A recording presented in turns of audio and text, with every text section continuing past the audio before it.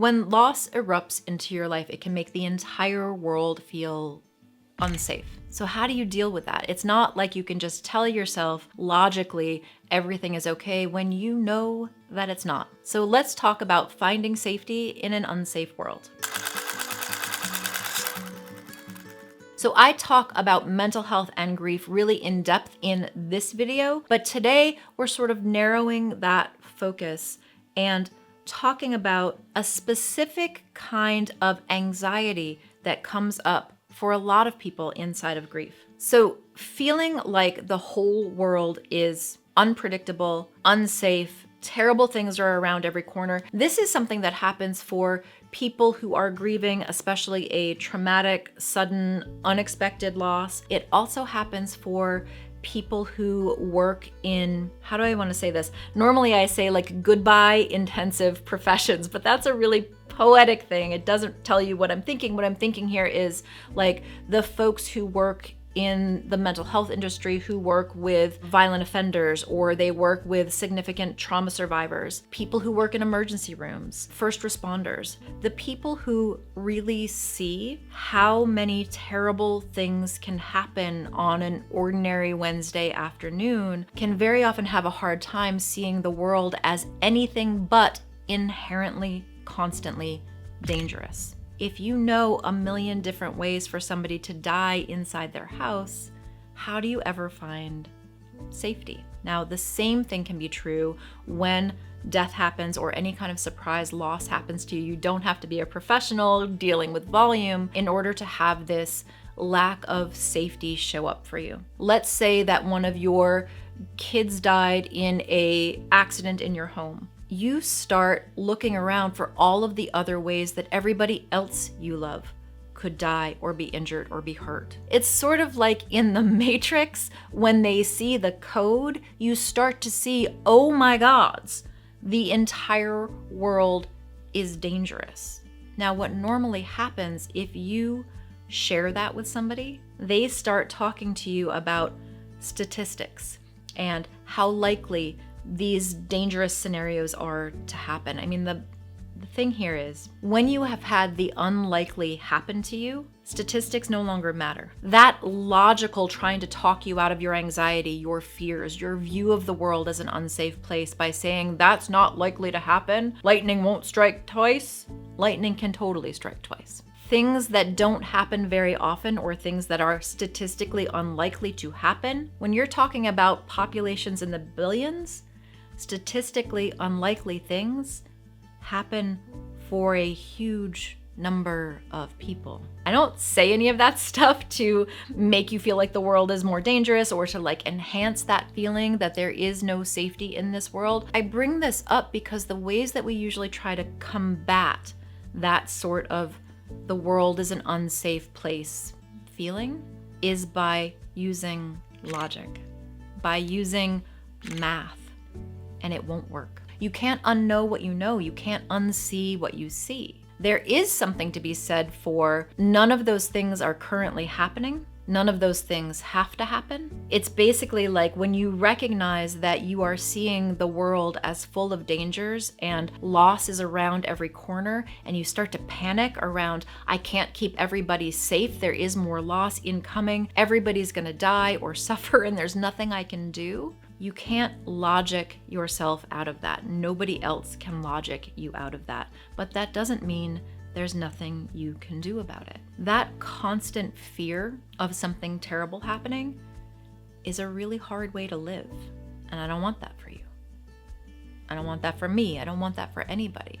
Logic and math are not gonna make the world a safer, gentler, kinder place for you to live in. So let's talk about what will work and what will help. Okay, so thing number one, I'm gonna use my example of seatbelts as a really good illustration of how to navigate inherently dangerous, still gotta drive. There are things you can do to make the world safer. Safer, not safe. There are things that you can do to make the world safer. So let's say that you suddenly realize that we are all hurtling around the side streets and the highways in these fragile little tin cans going at rapid speed. That kind of fear can be immobilizing, it can be paralyzing. And if you still need to commute, we gotta find a way to make getting in the car easier for you. So you wear your seatbelt.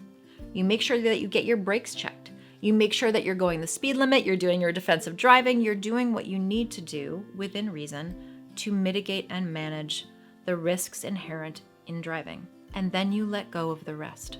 I've done what I can do to keep myself safe. I'm paying attention. I don't drive under the influence. I put my damn phone away so I'm not texting and driving. I do what I can to increase the odds of safety. And for the rest of it, I use my coping skills. I talk to a professional about my anxiety. I do my breathing exercises. I put on some calming music on the car stereo while I'm driving, whatever it is for you that helps you turn down the volume on your anxiety, that is the thing to do. So we're doing 2 different things here, maybe 3, because we're acknowledging that the world does not feel safe and we can't talk ourselves out of it with logic. Great. Number 2, we do the things that are within reach to make the world a safer place. And number 3, for the anxiety and the fears and the terrible images of what could happen that escape those things I can do about it, that's where we bring in the tools. That's where we bring in the skills. That's where we bring in calming and positive self-talk. This is where we remind ourselves like none of these disaster scenarios are happening, nor do they need to happen. So here, now, this, my seatbelt is on, my tires are at the proper inflation, and my brakes are good. That's the kind of logic that can help you move through a world that feels inherently unsafe. You can do the same thing with, I've got fresh batteries in my smoke alarms. I've got good treads on my shoes when I'm going hiking, whatever it is, whatever concrete actions you can take in the service of making the world a safer place, you want to do those. And for everything that leaks out outside of those things, you want to apply your skills and your tools and the things that help you bring yourself back into the present moment and not imagine disaster scenarios. I think we do this really kind of strange, fascinating, interesting thing because brains are strange and fascinating and interesting, but like we think the way to deal with the unsafe world and these rampant anxieties is to come up with a bunch of disaster scenarios and then figure out how we would solve those or survive those things, right? Like this is why I think we have a whole bunch of like how to survive the zombie apocalypse games. This is what we do in the unsafe world is we try to gamify our survival. Just like logic won't help the world feel safer for you, coming up with ways that you would survive all of the dangerous things, that's not going to work either. Here's why. There's a part of your brain that evolved to imagine dangerous situations because it is better for your long-term survival if you imagine ways to survive falling off a cliff rather than jumping off a cliff and trying to figure it out. Like your brain can survive disaster scenarios way better than your body can. So there's this part of your brain that has evolved to figure out what I would do if then. It's made for that. It will outlast you. What I mean by that is if you're trying to make the world feel safer by running endless disaster scenarios and figuring out what you would do in those situations, you will never reach a satisfying end. You will never reach a satisfying answer. You will just have to come up with more and more and more disaster scenarios to solve. Your brain will literally do that all day and all night forever if you let it. Running if-then situations, if-then disaster scenarios as a way to make the world feel safer is just going to fry you. My solution for that is the same one as thing 1. Do the things that need to be done. Put fresh batteries in your smoke alarms. Don't drive with your phone in front of your face. Do the things that you need to do to mitigate risk and to make things safer, but don't keep imagining how you would survive all the different ways that things can go sideways. This is especially true if you are in one of those professions where you see terrible things happen all the time. I've spoken to a lot of emergency room doctors or pediatricians who see kids suffering all the time, and then they go home and they look at their own kids and they're supposed to play chutes and ladders and not imagine their kid dying in the same way that the kid did in the ER today. Logic won't work. Disaster scenarios and their solutions will not work. If you work in one of those professions, you will never run out of disaster scenarios because you see them all the time. Do what you can do to physically, logically make the world a safer place. And for everything else, kindness to yourself, compassion to yourself, and experiment with tools that help your nervous system calm down. This brings us to the real actionable part of this video is what is happening when the world feels really unsafe is your nervous system is getting activated. It is literally flight or fight or freeze and fawn, whatever. We added a couple new categories in there recently, but it's that flight or fight mechanism. Your body, your organism cannot distinguish between a disaster you imagine and a disaster you are in. What happens when the world feels inherently unsafe is you are always geared up to survive. You are always geared up to protect, and that is exhausting. Imagining disaster scenarios, shrinking down your world so that everything is as safe as possible, like none of those are nearly as effective as learning the tools to help your nervous system take a step back and recognize there is no current danger.